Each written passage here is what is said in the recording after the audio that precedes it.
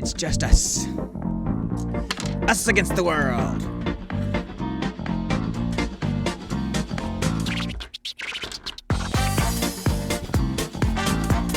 Like I said, you dance, I do the bounce.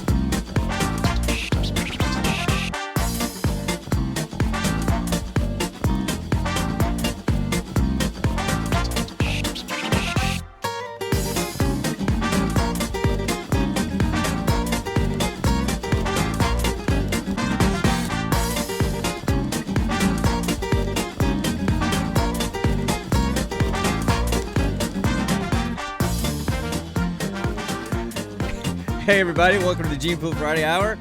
This is episode number space. This is episode number 44. I am one of your co-hosts, Sean. I'm the old guy. I'm the dad of the group, and the guy on the other screen is. And my name is Connor. I am the big, lovable, and obviously more handsome member of the group. He's the fluffy of the group. He's our fluffy. So, my God, yes. I don't know what that was, but okay. Fluffy. Yeah, Gabriel Iglesias. Yes, I know that, but I didn't know what it was you did just now. So I didn't know that. That's one of his classic bits. Okay. Bits when he does the girl voice. Oh my God, yes. Hi. Yes. I got it. So anyway, we're just a father-son ADHD-laden nerd podcast that just kind of hang out and we talk about random movies and geek questions and chase a lot of chickens. So that hence why we have our mascot Chase. So anyway, we always start the each episode with just kind of talking about what's been going on with each of us. If we got any news to report, that kind of thing. If you missed us last week, you missed me doing my pirate impersonation with an eye patch. There's a whole story to that. But it's all better this week. And his eye got dry. Yeah. So anyway, that's good. That's done. One out. I'm healed. Done all my doctor's appointments. Everything's fine. And I just got back from Seattle. Boy, I just flew in from Seattle, and boy, are my arms tired. Yeah, old dad joke. Actually, that was like a vaudeville joke from way back in the day. So, yeah, I was in Seattle most of the week for work. Got back late last night. Always good to go up there and see the guys. And I got to see some of the spouses, so that was kind of cool. Other than that, I haven't really been doing much. Yeah, that's just kind of my life, man. I just kind of work and come home and play Xbox. Yeah. And then on Friday nights, we do this together. So I don't have a lot to report. I take that back. Anyway, I'm going to let you talk because I had some other things I wanted to talk about that I've completely forgotten about, which is not unusual. And I'll chime in later if I think of them. Yeah. So what's been going on with you? Silty, for me, it's been basically nonstop snow here for the past week. Yeah. It's so much so. On Tuesday we had about a foot of snow and work was canceled. Although I didn't know that because I drove all the way there to the parking lot, to an empty parking lot. I then thought, what should I do? I then pulled out my phone and called the Honda status line, which basically tells me if I need to come into work or not. Should have done that at 4 a.m. this morning when I first woke up. Before you left. Yeah, before I left. And it said A shift, my shift, was canceled for the day due to weather. Yeah. But it was not a wasted effort. Me going out there was not a wasted effort, right? Because I performed a good deed. On my way home, turning onto the interstate, there was a guy caught on a snowdrift on the side of the road. And so me being the good huggable polar bear I am, pulled over and I helped the guy out, Yeah. And got my scraper, used it as basically like a makeshift shovel and kind of dug out his tires a bit. Yeah. It went behind his car and pushed as much as I could with as little traction as I had. Yeah. And I helped him out. Yeah, that's awesome, Connor. And you had mentioned on the Discord over on Legion of Dorks that was just the way you were raised. And I know you're just kind of joking a little bit, but that is true. I mean, that's what we try to do. And you know, we never overtly said, hey, if you see somebody in need, help them. It's just kind of what we did. And I guess we just showed you through example. I know that there was one time when we were living in North Dakota. This is a fun chicken. Anyway, we were living in North Dakota. It was dead of winter. And, you know, if you remember, the winters up there were usually very sunny and bright. There, you know, unless there was a snowstorm that was actually coming through, it was usually very pretty, but super bloody cold. Well, this was when I was working at the private practice, and we were, our office was basically on the main street going through old downtown Bismarck. And a woman came in with her 2 kids, and they had an appointment at the hospital, you know, a few blocks away, and she had gotten a flat tire. Right outside our office. It was between 10 and 20 degrees below zero, if I remember. And the wind was blowing 10, 15 miles an hour. I put on my parka and my gloves, and I went out in the weather and changed her tire for her so she could get to her appointment for her kids in 10 to 20 degree below zero weather. And, you know, because that's just, you know, because I would have felt horrible because I didn't have a patient at the time. I was just sitting there waiting for a patient. So I'd have felt horrible if she had called AAA or whatever and waited out in her car or whatever for them to come. So sometimes I do it because I know it's the right thing to do, and sometimes I do it just because, I don't know, I kind of feel guilty if I don't do it. But that was cool, Carl. I'm glad you did that. I mean, it's just for as long as I can remember. Her, if I was able to, if I saw someone in need of help, I did it. I didn't even think about it. Dude, I mean, you've been doing that since you were a kid. I mean, and I'm sure you remember this because you have a better memory than I do, but there was one, I think it was Christmas.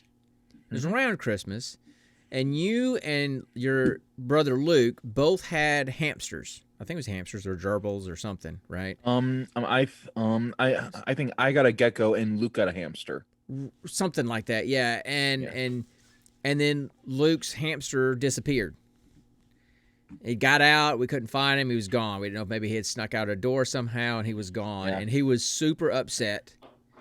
And like I said, it was after Christmas, so you guys both had gotten Christmas money, and you literally came up to us with your Christmas money and handed it to Luke and put it in his hand and said, Luke, if you want to go buy another hamster, you can. Here, you can have my money and go buy your new hamster. Now, we didn't make it. That was great. And I think we ended up buying him a new pet. I don't know what it was. We didn't let you use your Christmas money because it was just the gesture that was, and nobody asked you to do that. That's just you.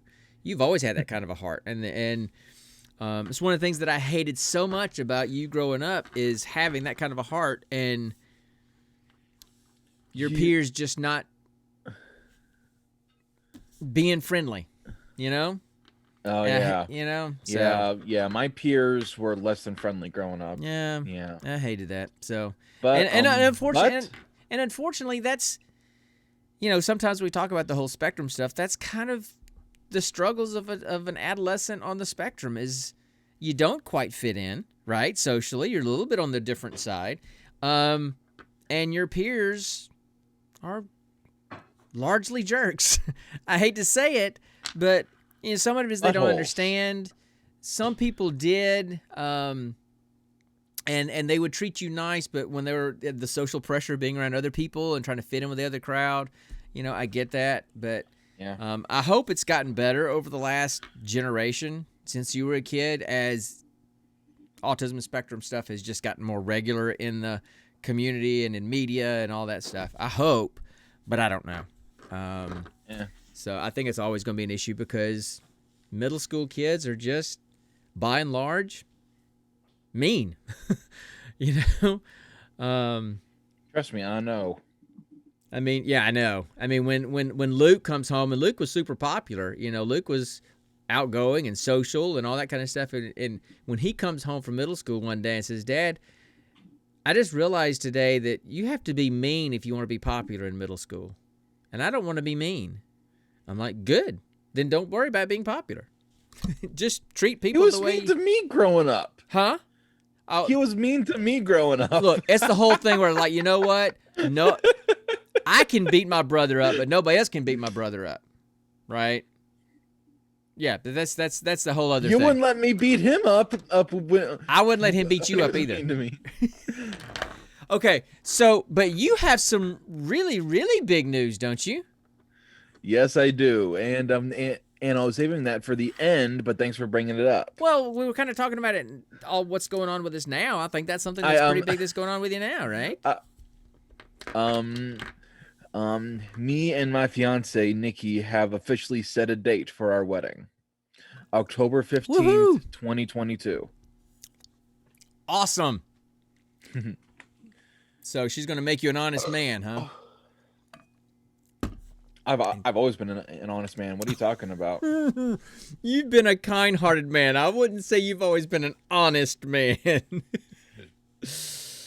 I've been a morally honest man. Okay, I'll give you that. I'll give you that. So, so yeah. So all right. So tell me more. Give us the details. How did you guys make the decision to pick a date? You know, how did that happen? Actually, Nikki is one who sprang it on me so suddenly today because what? Well, actually, be this. She's ready for a ring. I got her a ring. She wears it every day. That's the engagement. I'm talking about the wedding band. But that's the thing. Hang on. That's ever since I moved down here, she said she said I'm not even gonna think about setting a date until after you get a more stable job. Yeah. And I'm like, this job is already pretty stable, and I'm already making close to what you make now. Yeah. You know. Well, we don't have to get into those kind of details. But yeah, so when she started talking about setting a date today, I'm like, wait, what? Yeah. It caught me off guard, and so it's like I'm excited. So why 18 months from now? One, COVID. We want to make sure if the COVID is completely gone. Right. Two, it gives us a little bit more time to actually plan some stuff down, save some money for it. Sure. And then also we want to get married in the fall, because right. that's both our favorite seasons. Sure. And she figured it would make more sense to get married in October of next year rather than basically 6 months from now. Yeah. You know? Well, that just tells us that DragonCon 2022 will be your bachelor party. Take me to a nerdy burlesque show. That's the thing. Well, they have those kind of things at DragonCon, but we've never gone to those. But anyway, so that is so cool, man. I am so happy for you, and it's kind of fun watching your life fall into place after what we were just talking about the years ago and all the social struggles of not fitting in and how mean people were, to be where you are with a good stable job and a fiance, and y'all just set a date for your wedding. So I just think that's super cool, dude. So from your dad and your mom, congratulations, and we'll definitely be there. So next up, babies. Okay. After 2022, starting, let's say, 2025, most likely. No, I was about to say no sooner than October, November, December, January, February, March, April, May, June, July. No sooner than July 2023. Why that day? 9 months after your wedding day. So, anyway, okay. Well, that's cool. That's a huge deal, man. That is a huge deal. I can't wait to have kids. I can't wait. I don't even remember. I mean, I remember proposing to your mom, but I don't remember when we decided to set a date. I don't remember that at all. Probably because your mom set a date, and I'm like, oh, okay. Stupid dude. Oh my God, that's the same thing that happened here. Like, what the crap? I mean, first off, we both escaped the friend zone. Our fiancés basically our what? Hold on. Technical difficulties. Yeah, our audio got jacked up. I had to reset the audio Okay. engine. It's fine now. So I mean, it's so bizarre. First off, you and I both escaped the friend zone. Mm-hmm. And then two, both of our fiancés basically chose their ring, basically chose their engagement ring for them. Yeah. And now both of our spouses chose the wedding date, and we basically just said, okay, I mean, I could what no. the I mean, I heck? could. I was just joking. I have no memory of us setting a date, so I could have been super involved. I have no idea because I don't remember. But of course, it was 33.5 years ago, something like that. So it was a while back. I've been I guess. married way longer than I was alive before I was married. I've been married longer than I was ever single. So so anyway, so is there any fun stuff, any goofy stuff going on, any nerdy kind of stuff that you're diving into?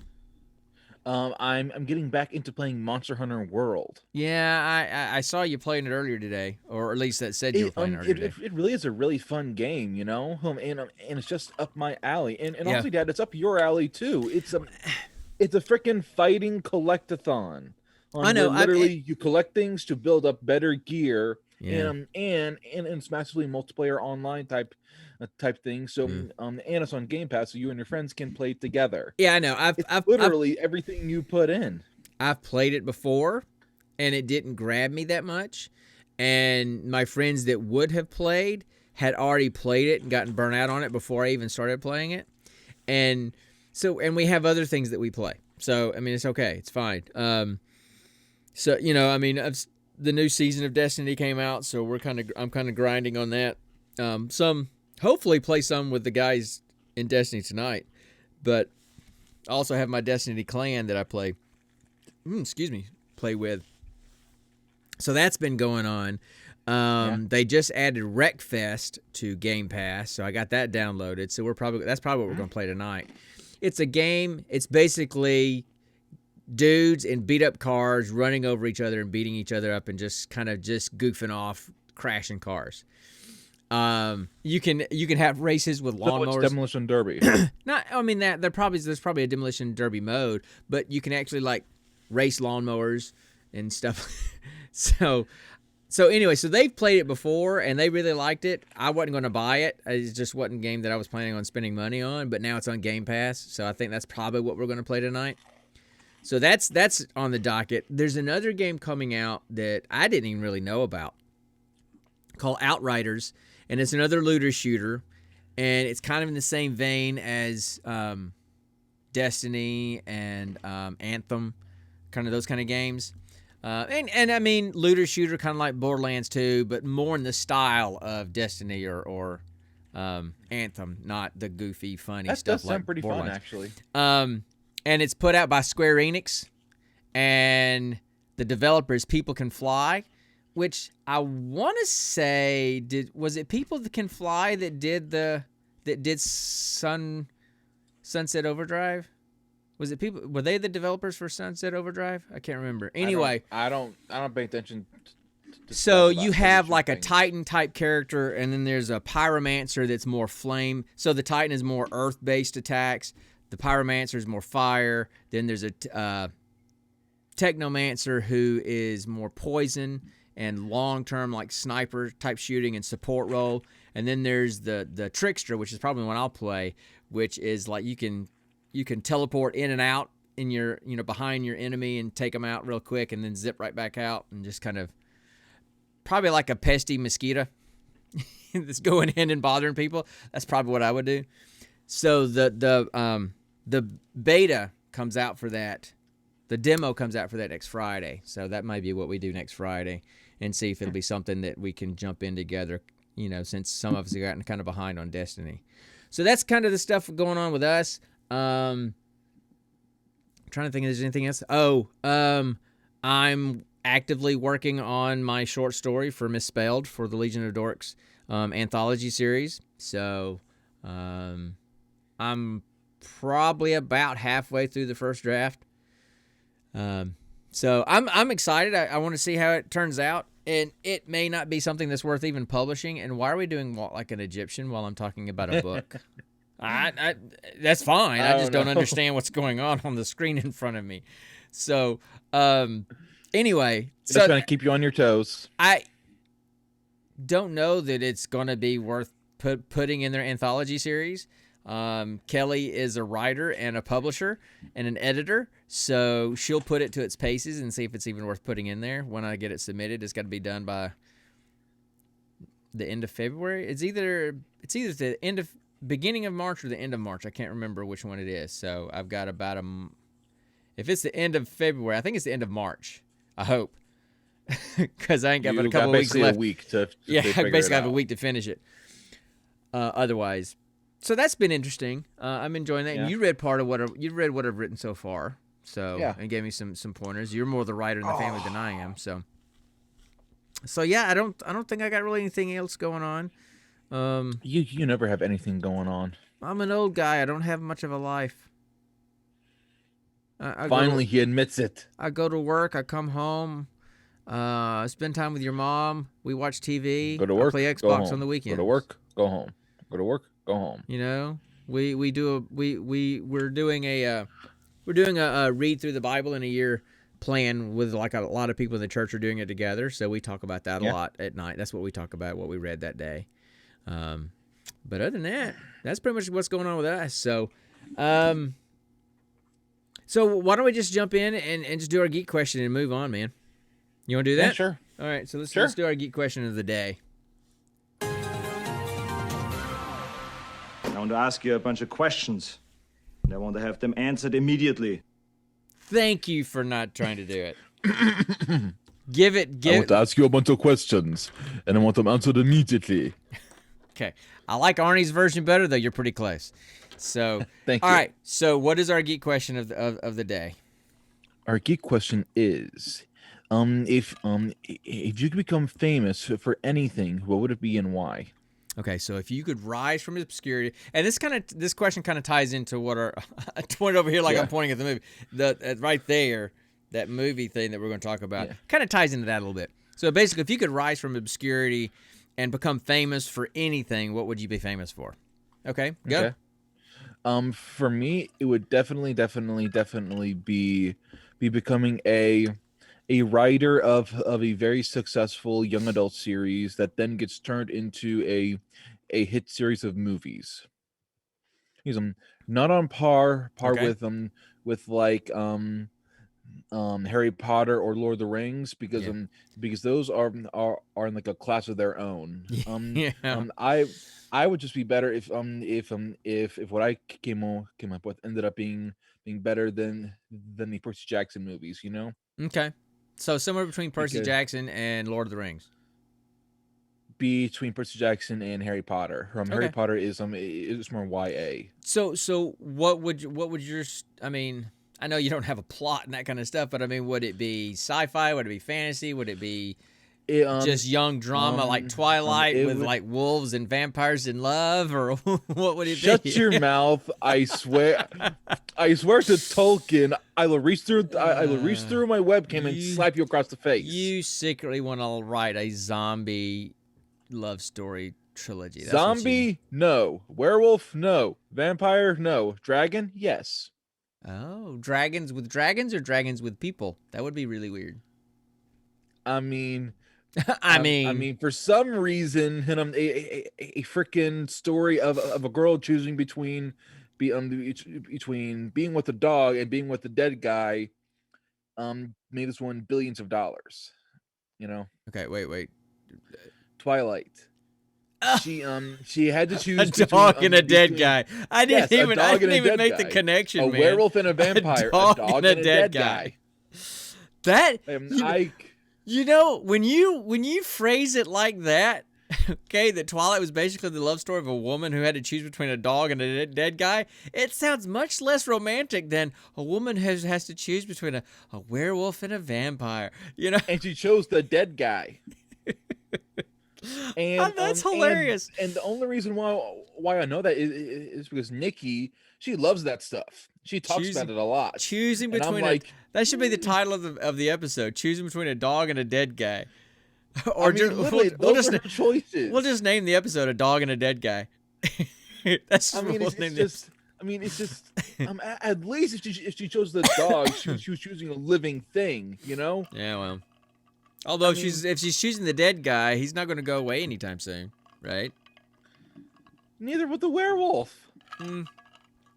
Yeah. So anyway, okay, so kind of what are you thinking then? I was thinking it would be either, let's see, based on what is very popular nowadays, I would say it would have to be my Drakenwalker series, you know, the story I've been working on. Tell me about that one again, because it's been a while since we've talked about it. All right, so Drakenwalker has the main character of Morgan McAvery. Oh, I don't need. I mean, basically, what's it about? I don't need the whole plot. Just okay, you know. Okay, just don't interrupt me, and you'll get the plot. I was only going to tell you the name of the main character. That's it. Okay. Yeah. Don't interrupt me. That's rude. You taught me that. All right. You gonna let me talk? Yeah. Okay. So now I keep expecting you to randomly interrupt me. I just know that's what you're gonna do. You have that face on you right now. I'm not I doing know that's anything. what you're gonna do. I'm not gonna say a thing. So basically, the story is around the character Morgan McAvery, or as he's otherwise known as Morgan Smith. And basically he is this being called a Drakenwalker. And he has to go to the special school to learn how to control his abilities. And he meets a bunch of friends along the way, you know, who are also magical creatures or descendants of magical creatures, and basically it's kind of like it's kind of like Harry Potter, you know. It's the underdog guy who ends up having these powers and goes to a special school to learn how to control them, and then at that school all kinds of drama ensues. Okay, cool. I was just wondering if you're ever going to say anything about Chase. What? Are you not looking at Chase? He's not on the camera right now, Dad. He's right in front of the camera. I don't see him. You can't even see me on the stream. I mean, I'm not looking at the stream. I'm looking at you. Why would I be looking at the stream? Well, you can't. Oh, that's right, because I'm over here. Sorry. Yeah. No wonder you weren't responding. I forgot we're using two different cameras for the stream and the chat. Dumb butt. So I'm sitting here, and the whole time you're talking, I'm just slowly moving Chase up to my camera, like zooming into his eye and his beak, and you're not even phased a bit. And I'm going, man, what kind of self-control has this guy got? He's just plowing right through with his story. Dumb donkey. That's what you are, a dumb donkey. But but the other word for donkey. So yeah. Well, anyway. All right. So yeah. Anyway, all right. So cool. Be that story mainly because those kind of stories are very popular nowadays. Yeah. You know. Yeah. So, but you have to be careful about not becoming part of just white noise amongst all the other similar stories. You know. I know. Yeah. Well, but I mean, then again, if I go too far in the opposite direction, make it nothing like, and make it absolutely nothing like anything else, right? People are going to be like, this is too out there, or you know. Yeah. And so it's kind of hard. It's kind of hard to find this good middle ground, and that's why. And that's why I'm trying to find a good type of middle ground using twists and originalities, like I'm doing research on actual dinosaurs and using those as the templates for the Drakens he can become. You know, I think you know, I mean, I've always toyed with the idea that it'd be cool to write a book, but one, I don't have the patience for it and the focus to do it. But also, it's the difficulty with okay, writing a story that's familiar enough to people to draw them in to be interested, because they've read other things that are similar and they like that stuff, but different enough that you're not just a cookie cutter along with everything else. Yeah. I get that. And so that's why I think short stories is a good way to go. And that's why I'm kind of looking at the idea of writing some short stories. And if I write a short story that people kind of love and think it's awesome and would like to hear more, that would be maybe a good indication of, hey, let's try to build this into something bigger, Yeah. Because that way you're kind of testing the waters out without investing way too much time in writing an entire novel that nobody's interested in, right? So that's kind of the way I'm thinking about it. But anyway, Yes, but I mean, I've tried writing short stories before. I've tried several times, but every single time I finish one, but now I've made this character and I've made this story and I want to see where it goes. Right. I can't stop. I still think you need to take one of your ideas that you've had, because you've had several that you haven't really pursued very far, and you've had some interesting ones. I'm telling you, man, you need to write one of these short stories for the Legion of Dorks anthology book, Misspelled. I know. You ain't got much time. I know. Okay. So anyway, okay. So are you done? Is that it? Yep. An author of a famous book trilogy that's going to turn into a great movie series. Yep. Okay. Mine, I would be a professional musician. It's easy to go, oh, I'd be a professional athlete or I'd be a movie star. I mean, look, you don't got the chops for either. Well, here's the thing. I would have to be with a professional athlete. This question would have to include I can change what my body is, to be able to be big enough and strong enough to be a professional athlete and let it get beaten up for 20 years. And then actors, people that are on the screen, man, it's tied to their looks. I mean, yes, people are more talented than others, but there's not too many actors and actresses on TV and in movies today that are hard to look at, right? Yeah. I mean, Steve Buscemi probably comes the closest. Who? Love the guy, but Who? Steve Buscemi. Look him up, man. Just look him. You've seen him in stuff. You've seen him in stuff. What have I seen him in? I just watched him in Big Lebowski. He's been in a lot of. He was in Reservoir Dogs with Tarantino.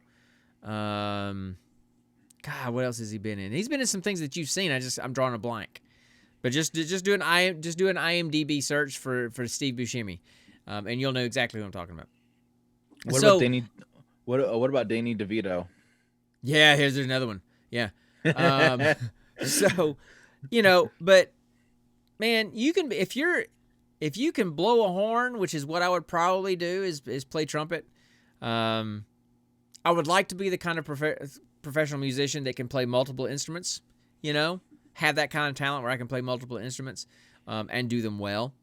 But dude, somebody like Wynton Marsalis, Chuck Mangione, Maynard Ferguson, although I kind of liked his style when I was younger. None of these names mean anything to me. I know, because they're brass players. Maynard Ferguson, I liked him when I was younger because he could play super high. He was a squealer, but I'm not a huge fan of him now. I like the technique better, the softer stuff like Chuck and Chick Taylor.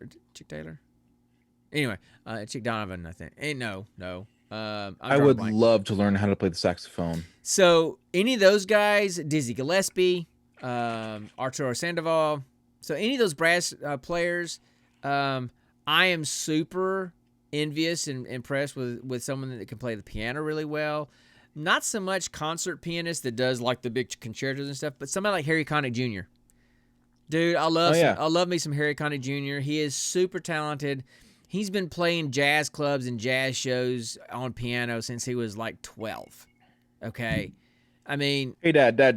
Yes. I'm having a mind fart. Is Harry Connick Jr. Iron Man? I'm not even going to answer that question. Dad, help me here. I'm having an actual brain fart. I can't remember the guy. Harry Connick Jr. is a Cajun piano player. Robert Downey Jr. is Tony Stark. You doofus. What the frack is I wrong have with me? no idea. Oh, I would love to see a version of Iron Man with Harry Connick Jr. What the I'm frack Tony is wrong Stark. with me? Tony Stark in his Iron Man suit, tickling the ivories and playing some piano for Gwyneth Paltrow, right? I just find, dancers are cool, but I mean, that's, I'm amazed at the talent of dancers. But if I could be a professional musician and play and have the confidence to play solo, with orchestras and stuff and travel the world just doing that and just gigging, yeah, that would be it. And it would, like I said, it would probably closer to like the jazz genre, just because if you're going to play horn, that's kind of the direction you're going to go anyway. Herb Alpert. He's another one. He's another one of my favorites, You guys used to listen to Herb Alpert when y'all were growing up. I've listened to him all the time. So yeah, if I could be famous for anything, it would be a professional musician. So, anyway, hey, I'm not. We have a viewer. Yeah. So, welcome.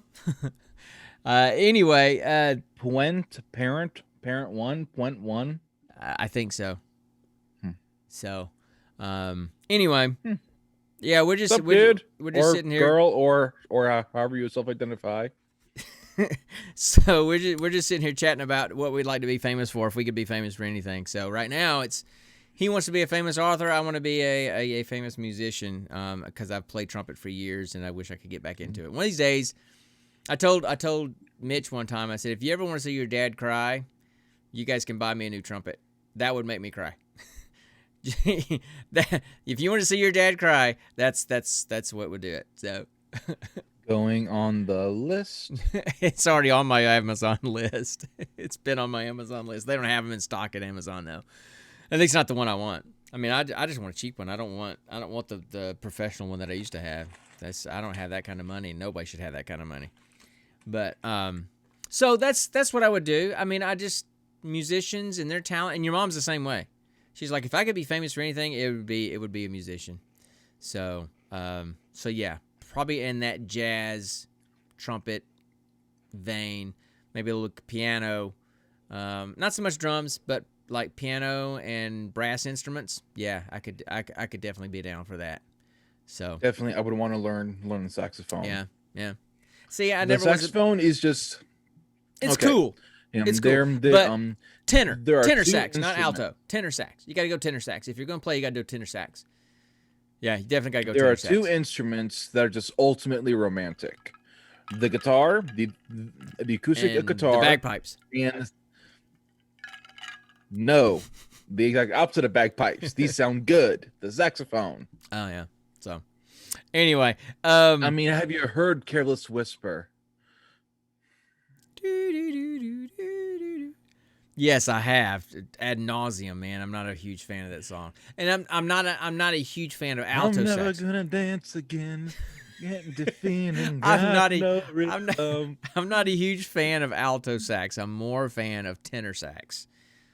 Tenor sax is the bomb. Alto sax, not, and I'm not a woodwind guy anyway, so I would never probably learn how to play saxophone anyway because I'm more of a brass instrument guy. So.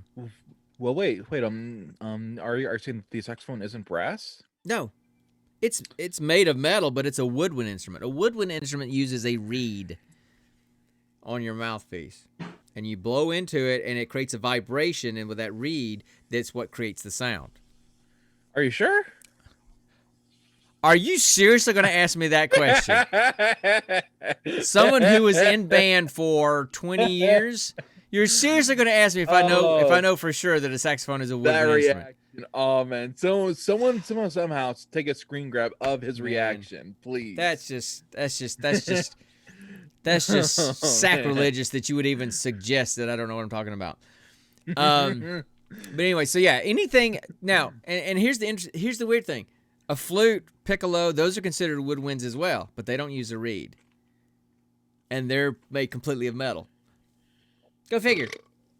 But they have all the different keys, Fuck like that. I like think a the audio clarinet, is messing up saxophone. again. Those they have all the different keys like a woodwind instrument. Whereas like brass instruments, trumpet has 3. You know, trombone is just a slide. Baritone 3, tuba 3, 4, somewhere around in there. Some have 3, some have 4. Baritone versus a sousaphone. I think one is 3, one is 4. Anyway, so I'm kind of nerding out on my music stuff. Sorry. So Yes, you are big time. that's what I would like to do, man. So anyway, so I think it was a decent question. Kind of ties into our movie. So Yeah, speaking of our definitely. movie, we should probably just jump into our movie and do it. Don't you think? Oh, the wait, Dad. Yes. How does don't Good Morning Vietnam tie into the movie? What? How does it tie in? I'm honest. What? Where did they go sing? Thailand, wasn't it? They entertained the troops during the Vietnam War. You doofus. They went to Vietnam to entertain the troops during the Vietnam War. That was the whole point of the movie. I need to cut back on this because this thing it's making What? me dumb. What do you think? The Thailand? They said Thailand in offense- the movie, so I thought that's where they were. Because the one girl said Thailand because she was clueless and didn't know what she was talking about. And immediately in that scene, they said, no, Vietnam. Right then, in that very scene when she said Thailand. I'm sorry. And that was the only time they said. said that was the only time they said Thailand was in that one scene. And she was immediately corrected. Shut up. Good Morning Vietnam, because it was set during the Vietnam War and they went to Vietnam to entertain the troops. Hence, Why not Soul Man? I'm a soul man. because it's not a quote. It's not. Yes, they sang soul music, but that was much better. That's much better because that's a line from a movie. I mean, come on, and that's kind of what we try to do with this. So, anyway, wow, man, you're on a roll tonight, dude. Oh, shut So, up. how about we jump into the next installment of Roll for Credits? All right. Hey, Dad. Yes. Oh God. Yes. What? Like, can you hear this, or do we need to turn it up? Yeah. Wrong finger. I know. I got it. So I am going to. That's because I respect you. I'm making the unilateral decision. We are jumping into the next installment of Roll for Credits. Roll for credits.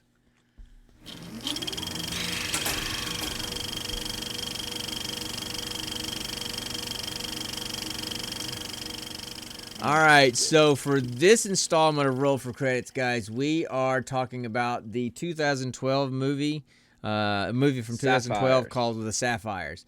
I'm trying to pull up my notes here, tell you a little bit about it. So the tagline for this movie is, it's 1968, and 4 young, talented Australian Aboriginal girls learn about love, friendship, and war when their all-girl group, the Sapphires, entertain the U.S. troops in Vietnam. So that's the premise. So here's the thing, and I want to tell a little bit about the history. Some of those historical facts at the beginning of the movie that just blew me away, and then we can talk about kind of the plot of the movie. But Yeah, go ahead. because this movie is based on a true story, it's based on real people, and so any kind of movie where it's based in truth is based on historical fact, where they have some information about the historical context at the beginning of the movie.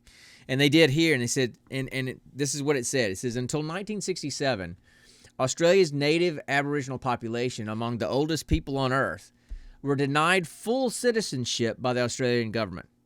Up until 1967, they were segregated to church missions and Aboriginal reserves, just like the Native American reserves we have here. Reservations we have here. They were not even classified as human beings, but rather as, quote, flora and fauna. They weren't, up until 1967, the Aboriginal people of Australia were not even characterized as human. And as late as the 1970s, fair-skinned, like light-skinned Aboriginal children were routinely taken away from their families by the government.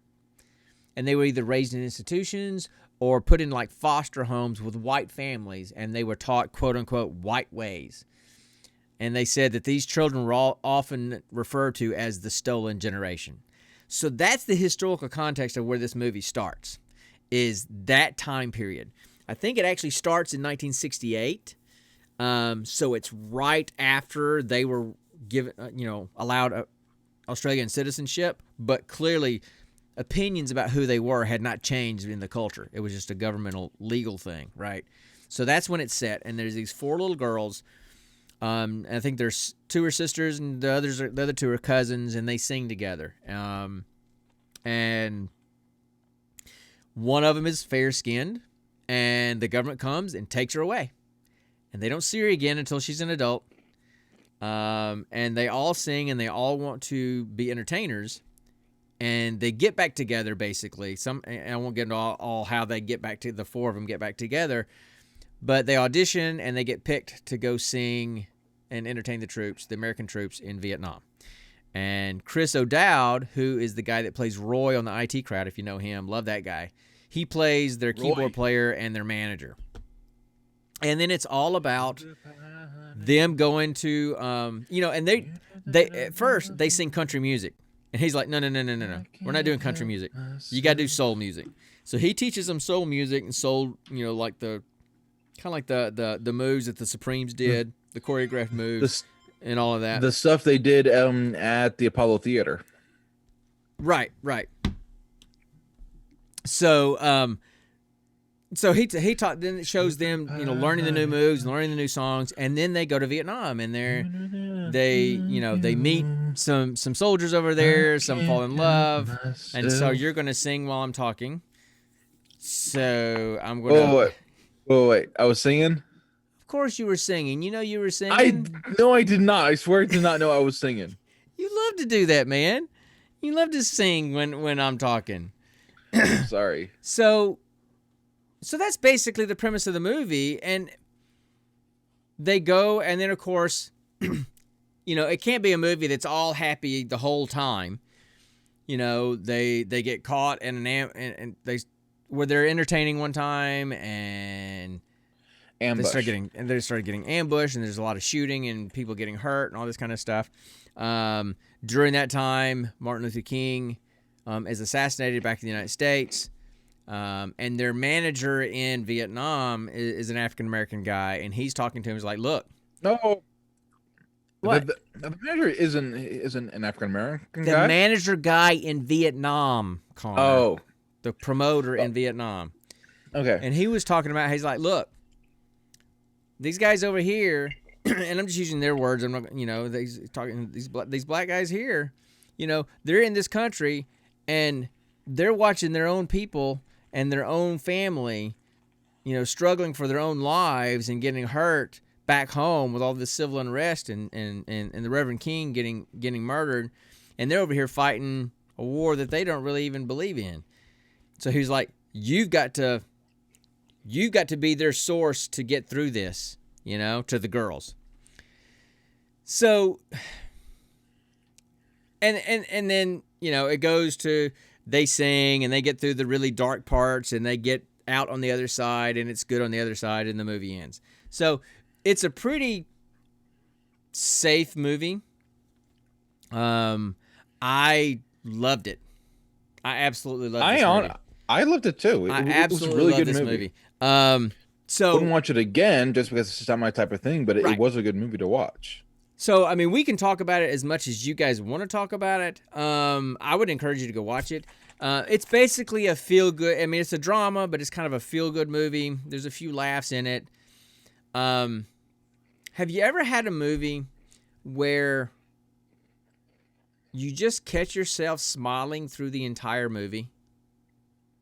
Yes. I was 45 minutes into this movie before I realized I had been grinning because I was watching it on the airplane. I had it on my Kindle, and I was watching it on the airplane. That I had a grin on my face for 45 straight minutes just watching this movie. It just made me feel good. What kind of grin? I don't know, Connor. There are different kinds of grins. Just a slight, happy, good feeling grin on my face. And of course, the grin kind of went away when it got dark for that 15-minute part towards the end. But by and large, I mean, it just made me happy. I don't know if it was the story, if it was the characters, if it was the humor between them. If For it was me, the fact the that music.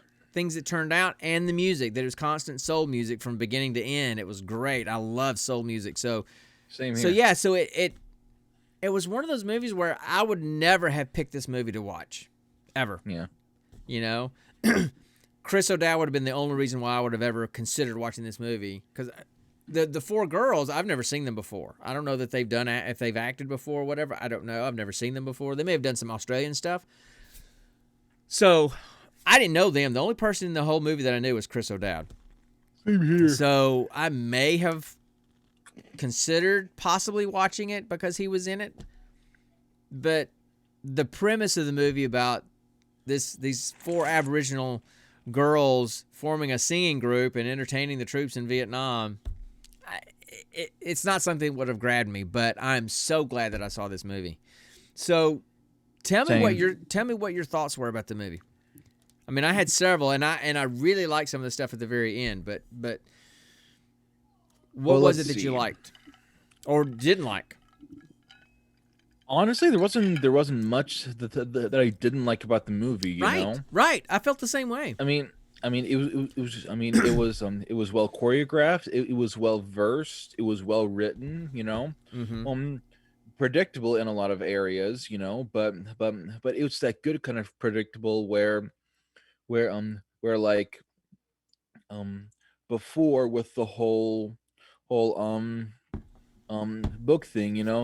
It was predictable enough to still enjoy it. You know. Mm-hmm. Yeah. The one thing I didn't like, and this is just what I don't like with all kinds of movies, is the classic trope of these people only knowing each other for not even a month, and they're already in love and wanting to get married. You know. Well, I mean, that's what I didn't really understood. Yeah, and I mean, movies will do that, you know. And I mean, you don't know how long they were together. You don't know how long they were together because that. I actually do. Yeah. The manager in Saigon said they were doing 23 days. 27 shows in 23 days. But you don't know how long they were together practicing before they went to Vietnam. Before that they were only together for a week. No, 3 days preparing for it. I remember that. And they were preparing in Uncle Ed's basement for 3 days before the actual audition. I remember that. Right, for the audition, but you don't know how long it was between the audition and them actually going to Vietnam. We don't know that. But I see your point. The next day. No, they didn't go the next day. They did not go the next day. I mean, they had to get past. I mean, logistically speaking, they had to get passports, and those can take a while to get. All these kind of things have to happen logistically. Okay, but still, logistically speaking, it wouldn't have been even at least 2 months. They were together before he writes a letter saying he wants to get married to her. Yeah. That's what I don't like. Right. And I get when that. They force characters together like that. Well, but we don't know. Yeah, I don't know to what extent that was part of the true story, or what. But I mean, there was nothing at the end of the movie that talked about them two together, so that may have just been part of the story that they had made up. I don't know. But movies tend to do that. They compress time. And you also have to understand that feelings can run really high in a war zone, you know? And so anger feelings, love feelings, lust feelings, all those things can run really high under the stress. Yeah. Huh?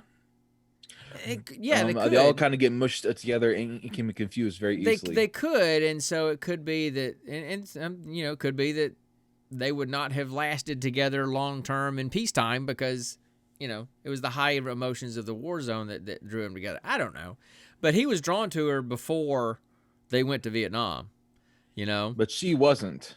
No, she had to, he had to grow on her. She hated him. He had to grow on her a little bit. But anyway, so I get with that. But that's that just blackened catfish.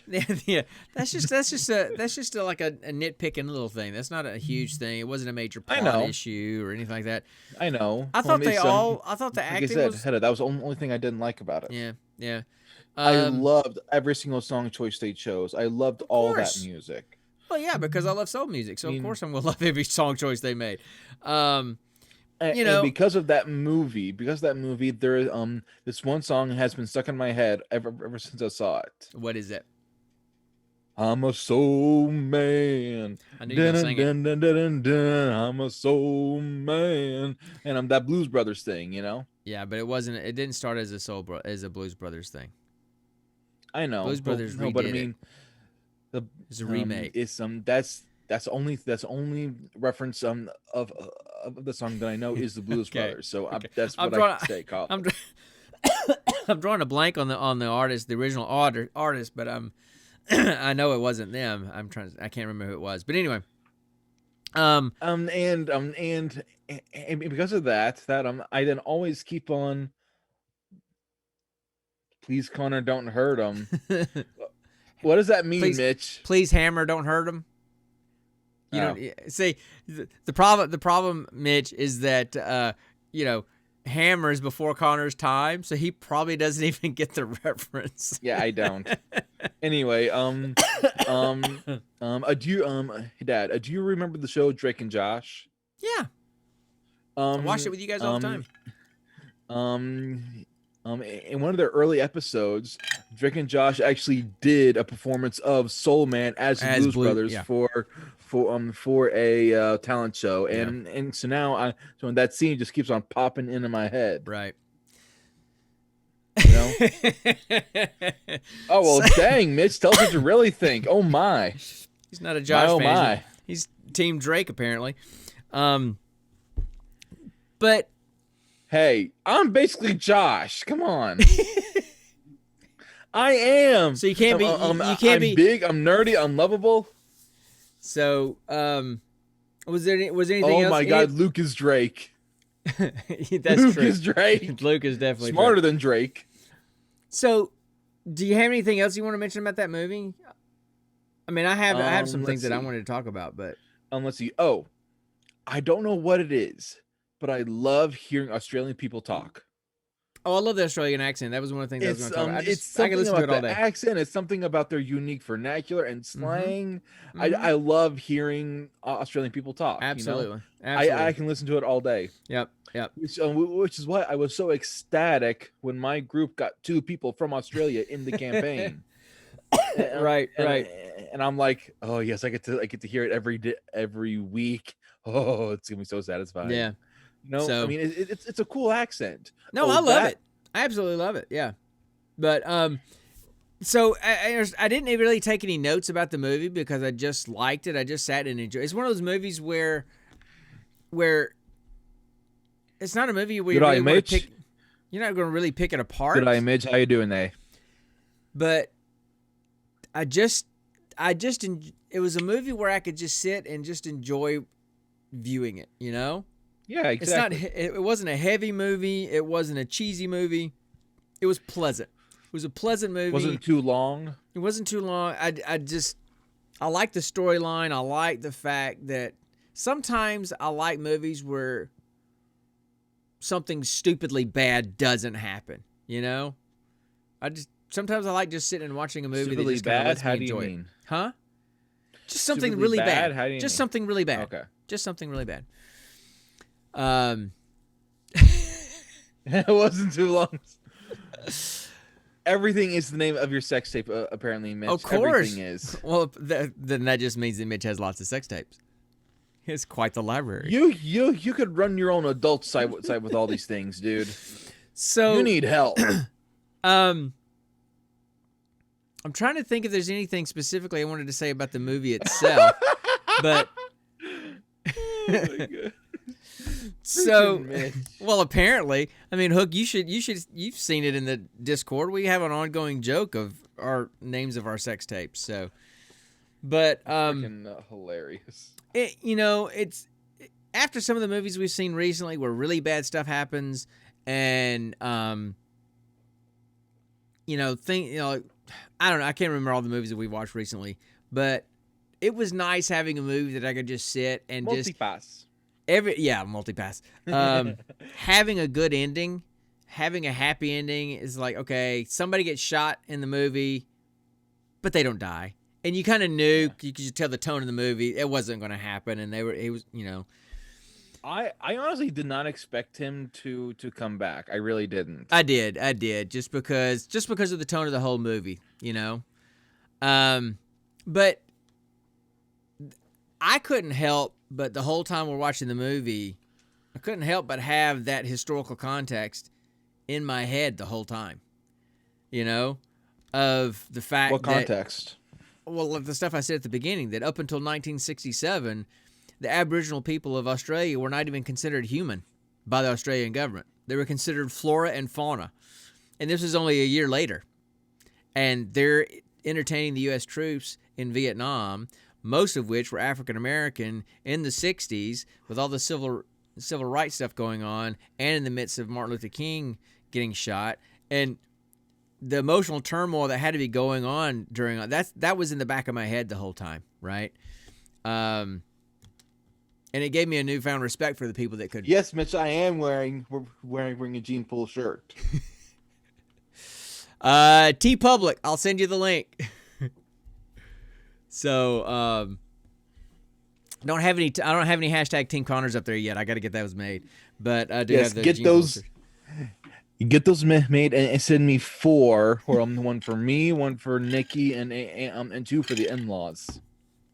So, if you want to watch a pleasant movie, that has a good story, that was based on a true story, I love those kind of movies that there's some truth in there, because they always put some stuff at the end about the real people.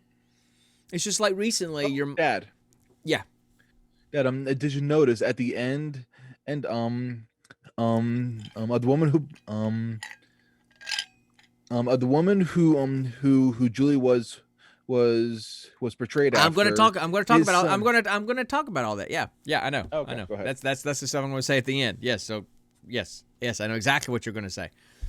But like recently, your mom and I watched The Professor and the Madman.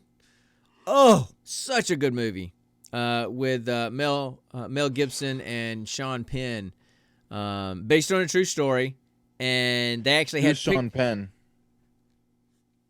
When you ask me those kind of questions, look him up. Just Google him. All right, I'm just not gonna go there, man. Spicoli from Fast Times at Ridgemont Mountain High, for one. I don't know what that is, Dad. Again, see, I just. He's a kid, people. You watched. Give him permit. He's a kid. He's 24, but he's just a kid. So cut him some slack.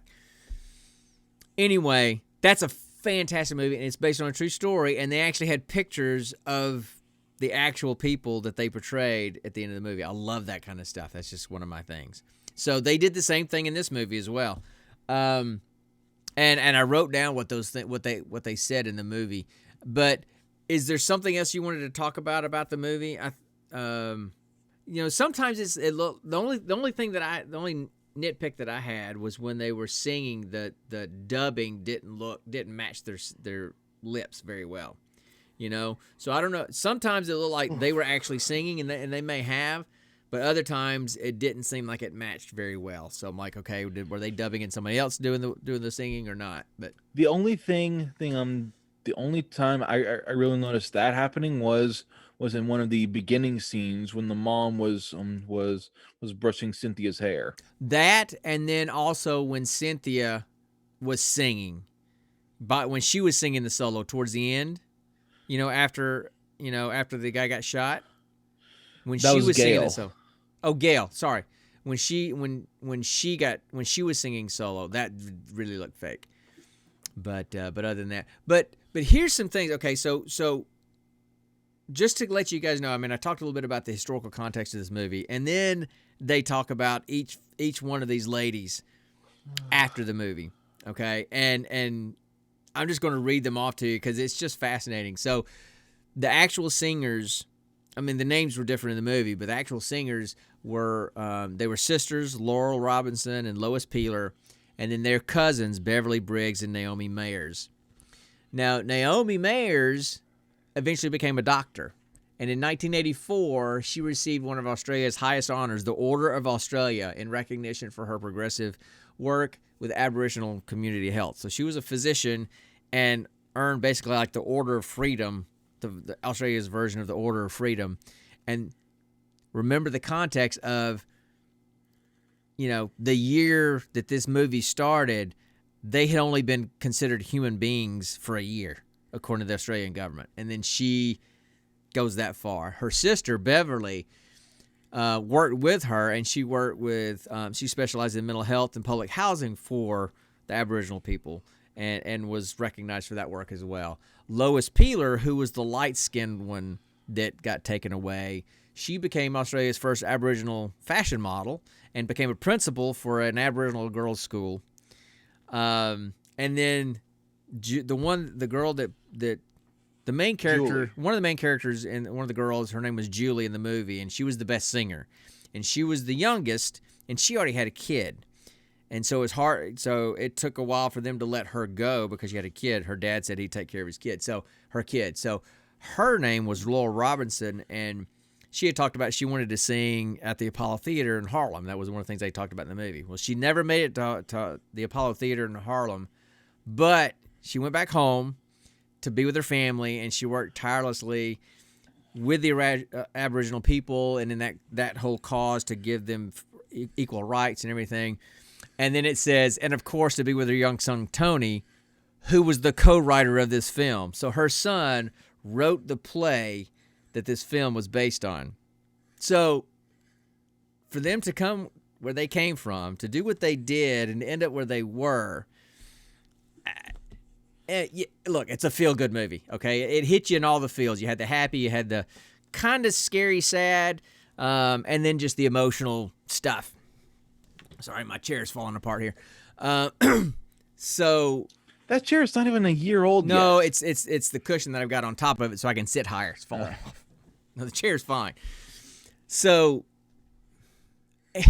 look, I know it's very different than the kind of movies that Brandon and Mitch watch, but every now and then it's just good to have just a feel-good movie that you smile through the whole movie. You know, I smiled through the whole movie. For about 10 minutes, I wasn't smiling. The rest of the, I was smiling when the movie was over. I like that. I needed that. Sometimes I think we need some of those every now and then. But so I absolutely love that. And how I always Same look. here. I always look for trivia about these movies. There wasn't really a lot of trivia, but this movie came out in 2012, and I did read that it premiered at the Cannes Film Festival, and it got a 10-minute standing ovation at the end. Wow. Yeah. I'm sure you do, Mitch, but for completely different reasons. I get it. Completely different reasons. But hey, if it makes you smile, that's all that matters, right? So anyway, so look, if you're looking for a feel-good movie that has some good music in it, and I need a movie that has a happy ending, this is one of them. I would highly recommend watching it. I'm just like Connor. I would have never picked this movie to watch if the Dragon Dice had not rolled it for us. And I'll probably never watch it again because it's just not my typical kind of movie that I like to watch. But I'm so glad that I did. Same here. I'm so glad that I watched this movie. And I would highly recommend you to check it out someday when you just need to have a feel-good going on. So that's all I got for the Sapphires. Again, it's 2012. Stars Chris O'Dowd, and the ladies, I can't remember all their names. I didn't write all of them down. They're not people that I've ever seen before. Oh, the one negative of the whole movie. This is when I stopped smiling. I'm sitting there and watching the whole movie, got the smile on my whole face. The credits are starting to roll, directed by, starring, producers, executive produced by Harvey Weinstein.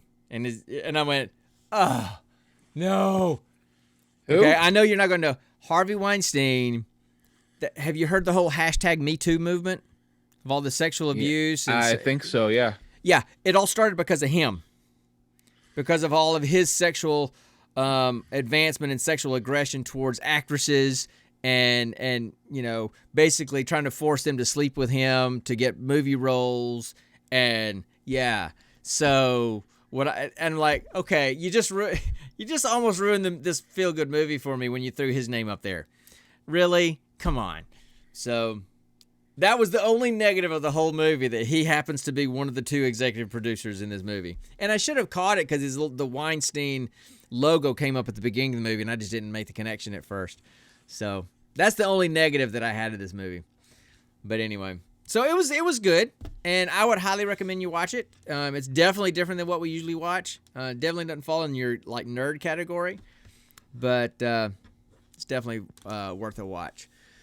So now's the time where we usually roll the dragon dice to pick a movie at random. However, for the last 2 weeks, we've been specifically asked to watch a specific movie, and it's not on any of the streaming services, so we're gonna have to rent it.